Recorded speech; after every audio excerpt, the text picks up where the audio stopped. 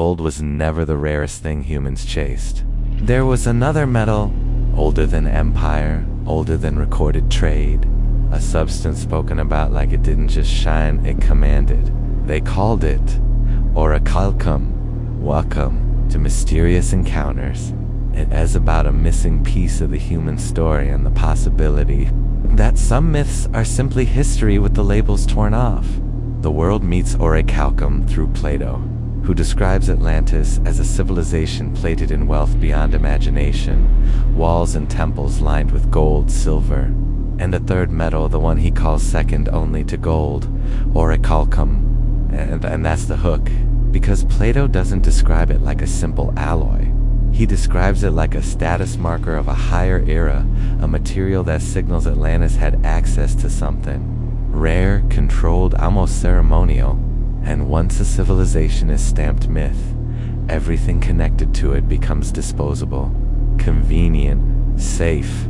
Historians often reduce Orichalcum to something practical, a brass like alloy copper and zinc bright, golden, easier to shape, impressive to the eye.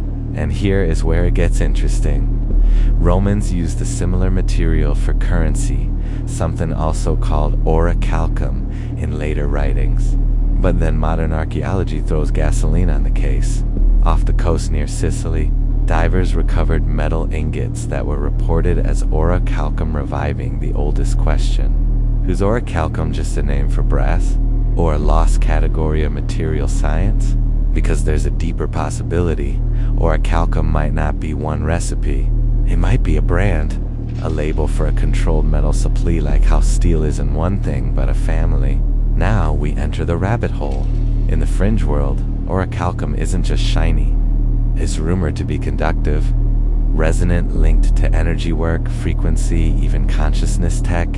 And whether you believe that or not, notice the pattern. Every ancient Golden Age story includes a mysterious material, a substance that represents not money, but access, because control always begins the same way. Control the rare resource. Control who gets it. Control who can build with it. Here's the uncomfortable truth.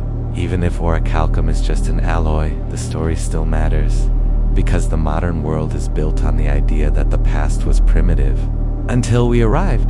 But what if the past wasn't primitive? What if it was interrupted? Orichalcum becomes a symbol of a forbidden thought, that human history may not be a straight climb upward. It may be a cycle, and some chapters were intentionally buried. Orichalcum myth or misfiled history? Because if Atlantis was real, Orichalcum wasn't a fantasy.